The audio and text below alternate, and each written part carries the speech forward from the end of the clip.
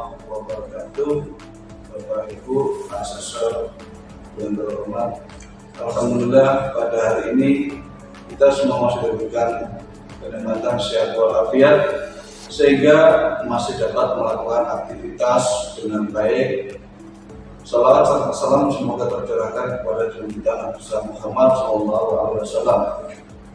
Pada hari ini izinkan saya menyampaikan pernyataan diri dosen untuk tunjuk kerja Tridharma Perguruan Tinggi khususnya di bidang pengajaran mata kuliah keselamatan dan kesehatan kerja atau K3 sebagai syarat untuk pengajuan sertifikasi dosen tahun 2026 gelombang 0 dan 1.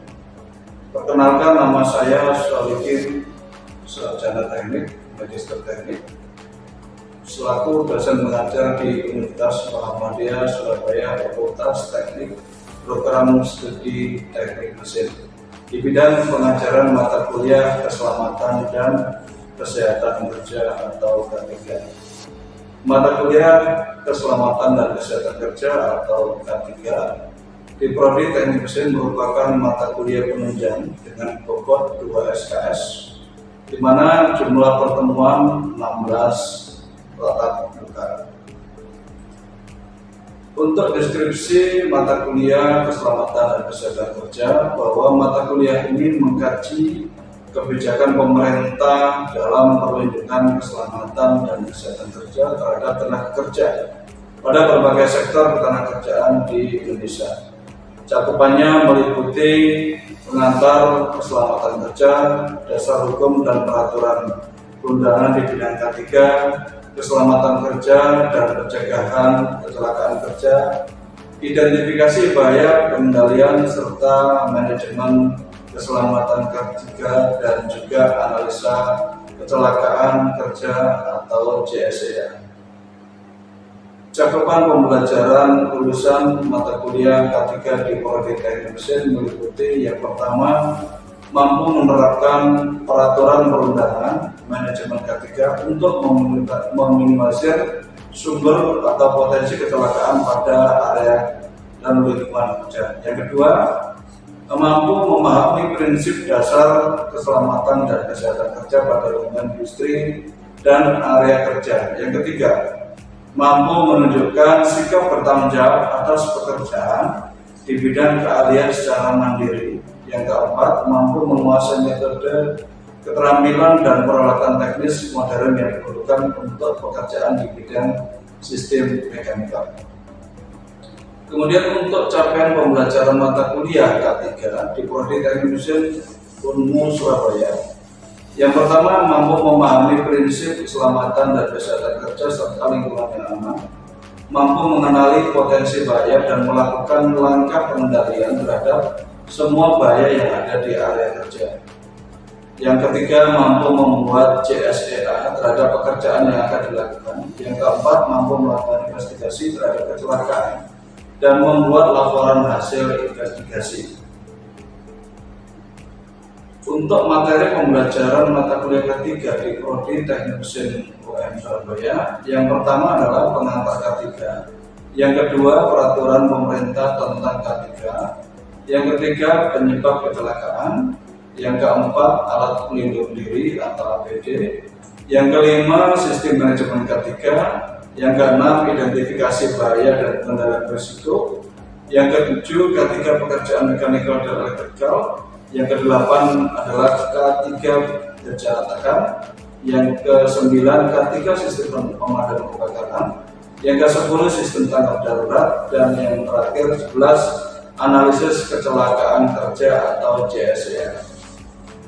Untuk sistem penilaian perkuliahan di Prodi Teknik Mesin UM Surabaya, bahwa kehadiran dan keaktifan diskusi di bobot 10%, untuk tugas individu dan kelompok adalah bobotnya 15%, untuk kuis 15%, ujian tengah semester 30%, serta ujian akhir semester 30%. Di mana untuk referensi perkuliahan keselamatan dan kesehatan kerja Yang pertama, menggunakan sistem manajemen keselamatan dan kesehatan kerja OSAS 18001. Yang kedua, keselamatan kesehatan kerja, manajemen dan implementasi ketiga di tempat kerja oleh Tawaka 2019. Kemudian Fundamental Automation Safety Health oleh Fine and Con tahun 2022, serta Automation Safety and Health for Technology Engineering oleh GUS tahun 2023, serta buku manual perkuliahan yang sudah saya siapkan. Untuk metode pembelajaran, di mana selama proses perkuliahan dilakukan diskusi interaktif, tanya jawab, kemudian demonstrasi, problem solving, based learning, serta discovery in learning. Dalam proses pembelajaran mata kuliah, keselamatan kerja disampaikan melalui 3 aspek, yaitu yang pertama delivery, yang kedua interaktif, dan yang ketiga assessment. Berikut saya tampilkan video pembelajaran di ruang kelas dan selamat menyaksikan. Semoga video pembelajaran ini bisa memberikan manfaat. Terima kasih. Baik, selamat pagi teman-teman semua. Pagi. Assalamualaikum warahmatullahi wabarakatuh. Ya, jadi pada pagi hari ini kita akan melakukan perkuliahan terkait dengan mata kuliah keselamatan dan kesehatan kerja atau K3 ya, teman-teman siswa semua. Pada pagi ini kita akan belajar terkait dengan topik materi pelajaran keselamatan dan kesehatan kerja. Oke, topik kita mulai dari pengantar K3, kemudian peraturan perundangan yang terkait dengan K3, ada penyebab kecelakaan baik itu unsur X maupun unsur kondisi, terus ada alat pelindung diri sistem pelindung K3, identifikasi bahaya sampai ke sistem tanggap darurat dan analisa keterangan kerja atau JSI ya teman-teman. Terus kemudian ini adalah mata kuliah kita tentu untuk K3 ini mata kuliah yang terkait dengan fundamental di bidang keselamatan kesehatan kerja teman-teman ya, dimana untuk kriteria penilaian nanti yaitu yang terkait dengan nilai kehadiran itu adalah dan maksimal 10% teman-teman. Terus kemudian untuk tugas individu adalah sekitar 10% dan juga kuis 50%, UTS 30% sama UAS ya. Teman-teman diharapkan nanti bisa memenuhi kehadiran sesuai dengan kuota untuk memenuhi minimal 75%. Oke, sebelum kita mulai kuliah kita ajukan dulu teman-teman. Oke, dari memori ya. Oke, terus kemudian ini adalah capaian pembelajaran mata kuliah K3 ya teman-teman ya. Jadi ada mahasiswa mampu memahami prinsip dasar di keselamatan dan kesehatan kerja di lingkungan industri di area kerja. Terus kemudian juga mahasiswa mampu mengenali bahaya gitu ya teman-teman ya. Terus mahasiswa memahami regulasi dan kewajiban, mampu menunjukkan hal-hal yang terkait dengan pekerjaan di area kerja masing-masing dan mampu menguasai metode dan keahlian. Ini ada 3 dan 4 mata kuliah K3 teman-teman ya.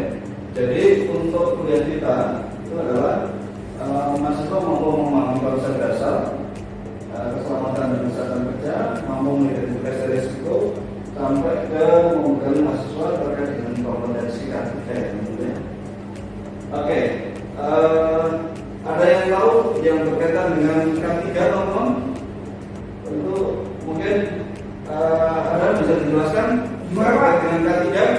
Dengan K3 kalau panjangnya keselamatan kesehatan kerja. Jadi kalau kaitannya sudah bekerja pasti kita harus selamat dan ya. Aman gitu Pak. Bagus sekali ya. Jadi apa yang disampaikan oleh ada teman kita. Jadi tentu bahwa K3 ini adalah secara kegiatan kita teman-teman untuk menjamin dan melindungi keselamatan dan kesehatan kerja tentunya. Tujuan utamanya adalah untuk mencegah terjadinya kecelakaan. Terus kemudian ini adalah definisi menurut ILO ya teman-teman ya, bahwa ketika ini adalah upaya untuk memelihara dan meningkatkan K3 ya, yang terkait dengan kesehatan fisik, mental, sosial seperti itu teman-teman ya, area kerja. Terus Undang-Undang Nomor 1 Tahun 70 ini adalah yang berkaitan dengan keselamatan untuk melindungi tenaga kerja dan orang baik itu visitor maupun siapapun yang berada di area kerja termasuk kontraktor ya teman-teman ya.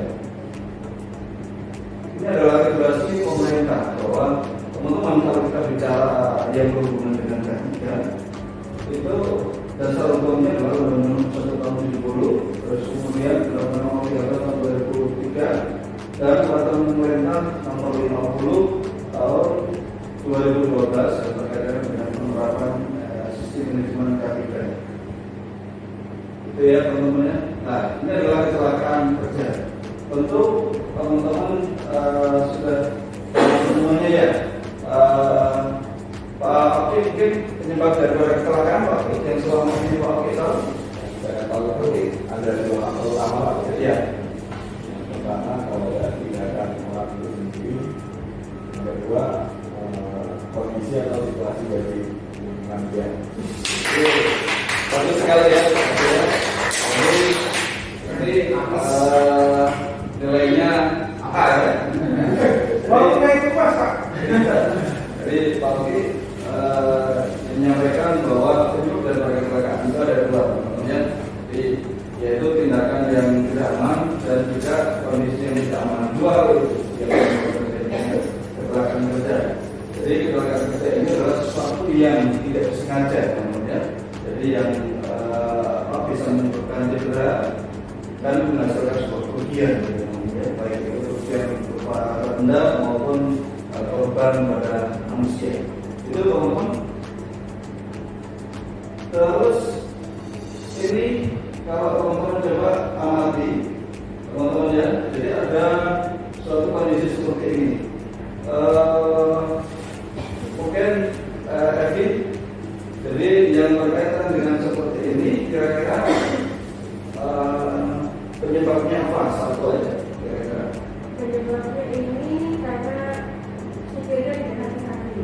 Oke, supir tidak hati-hati ya. Jadi ini tentu karena tindakan daripada supir ya yang melakukan tidak aman. Bisa jadi supir ini mengantuk gitu teman-teman ya. Jadi ini untuk kejadian di jalan raya. Mungkin selain dari sisi supir ada lagi tinjauan lainnya. Silakan. Oke. Mungkin ini Pak, kan kita belum tahu ya. Mungkin bisa jadi dari kondisi truknya sendiri Pak. Jadi boleh breakdown bisa atau ikannya slip gitu. Ya, bagus sekali lagi ya. Jadi kalau dari sisi kendaraan bisa jadi ini adalah remnya blong. Ya. Jadi teman-teman bahwa setiap kejadian ada dua unsur, yaitu apakah unsafe condition maupun unsafe action itu. Ya teman-teman ya. Jadi ini adalah pembelajaran di area singkat kita, gitu ya teman-teman ya. Terus kemudian ini adalah untuk yang terkait dengan alat pelindung diri untuk meminimalkan risiko kecelakaan. Salah satunya adalah kita di tempat kerja menggunakan APD atau alat pelindung diri ya teman-teman. Jadi alat pelindung diri kita itu mungkin bisa disebutkan Mas Adi, silakan untuk alat pelindung diri yang ada di tempat kerja. Diri, helm, mata, masker, info. Ya, bagus sekali. Jadi alat pelindung diri kita yang disebutkan oleh Mas Adi tadi sudah bagus. Ini adalah gambaran dari penggunaan alat pelindung diri, yaitu kita menggunakan safety helmet, ya. Terus kemudian kita menggunakan safety glass, kacamata, dan juga kita pada saat di area kerja menggunakan helm atau sarung tangan, dan juga jangan lupa menggunakan safety suit. Tentu ini adalah minimum alat pelindung diri ya, teman-teman semua siswa. alat tambahan pada saat kita misalkan bekerja di ketinggian ya teman-teman ya. Itu adalah kita menggunakan full body harness seperti itu. Ini adalah untuk meminimalkan risiko kecelakaan ya teman-teman ya. Nah ini fungsi dari alat pelindung diri teman-teman ya, yang terkait dengan meminimalkan risiko kecelakaan di area kerja kita. Gitu. Terus kemudian untuk ini adalah bahaya dan risiko teman-teman ya.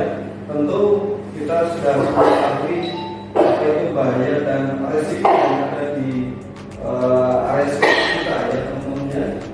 Bahwa bahaya itu adalah segala sesuatu yang berpotensi menyebabkan kecelakaan gitu teman-teman. Terus kemudian ada risiko ini adalah merupakan kemungkinan ya, kemungkinan terjadinya cedera pada manusia berupa kerusakan ataupun terjadi sebuah bahaya yang bisa menimbulkan kematian. Sekarang teman-teman coba amati dari gambar yang ada ini, apakah termasuk kategori bahaya atau resiko? Silakan, silakan Usman ya, silakan. Ini termasuk gambar ini masih gambar yang kanan ya Pak? Ya, yang ada lubang jalan ya. Termasuk bahaya sih Pak. Bahaya ya. Jadi juga kalau kita amati juga kalau ada orang yang ada di sekitarnya itu juga nanti ada risiko. Ya, jadi bagus sekali ya.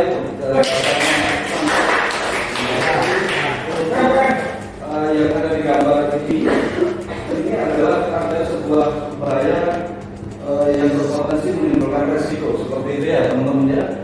Jadi kalau teman-teman lihat bahwa bahayanya adalah berupa jalan yang berlubang, maka resikonya nanti adalah bisa menimbulkan terjadinya kecelakaan pada kendaraan apa gitu ya.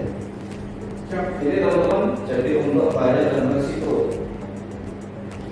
Terus kemudian ini adalah bahaya di tempat kerja, bahwa jenis-jenis bahaya bisa jadi berupa bahaya yang sifatnya fisik, psikologis, biologis. Terus kemudian ada juga bahaya kimia ya teman-teman ya. Ini semua bisa terjadi di area sekitar kita. Nah ini adalah pengendalian bahaya dan risiko. Mungkin Habib bisa menyebutkan untuk pengendalian bahaya, silakan. Pengendalian bahaya itu ada beberapa langkah yang bisa kita lakukan. Pertama yaitu mengeliminasi berbagai, kalau bisa kita lakukan eliminasi bahayanya. Kalau memang tidak bisa kita eliminasi, maka kita substitusi, yang mana itu substitusi adalah mengganti alat, mesin atau bahan-bahan yang lebih aman. Kemudian kalau memang tidak bisa disubstitusi, kita rekayasa desain atau modifikasi adalah perancangan, melakukan modifikasi alat peralatan atau menambahkan sesuatu, misal webbing di alat komputer. Ini salah satu seperti itu di perancangan ataupun rekayasa engineering. Namun pada saat di rekayasa masih ada potensi bahaya di situ dapat menimbulkan sebuah risiko, maka yang bisa kita lakukan adalah diadministrasi, yang mana di situ membuat prosedur pelatihan, membuat durasi kerja, administrasi dan sebagainya. Dan tadi yang terakhir adalah aktivitas yang masuk yang biasa. Iya, saya. Terima kasih. Kita ini cukup memenuhi semuanya. Jadi untuk pengendalian bahaya tentu yang paling minimal adalah alat pelindung diri ya. Jadi teman-teman bisa melakukan dari eliminasi yang paling minim adalah alat pelindung diri. Oke, terus kemudian ini adalah untuk pengendalian bahaya tekan teman-teman, bahwa potensi yang ada pada gejala tekan ini adalah bisa meledak ya teman-teman. Untuk itu perlu dilakukan pemeriksaan ya secara berkala. Tentu proses ini akan bisa mengakibatkan ledakan dan juga mengakibatkan korban jiwa. Ini adalah untuk bahaya kebakaran. Kita perlu melakukan identifikasi di area kerja kita, apakah ada potensi bahaya kebakaran ya. Terus kemudian kita ancaman kebakaran itu seberapa, dan kita harus membuat sebuah emergency plan terkait misalkan terjadi kebakaran. bisa kita lakukan, kita pasang pada sebuah peralatan atau di area kerja. Terus kemudian untuk kita membuat tanggap darurat ya teman-teman, seandainya terjadi kebakaran, apa yang harus kita lakukan untuk pengendalian bahaya serta pelatihan penggunaan apa. Itu adalah langkah yang bisa kita lakukan. Ini adalah JSA, bahwa pada setiap kita bekerja kita harus membuat JSA. Ini adalah langkah untuk pengendalian ya. Jadi di JSA itu tentu kita harus membuat seperti form yang ada di depan sini teman-teman.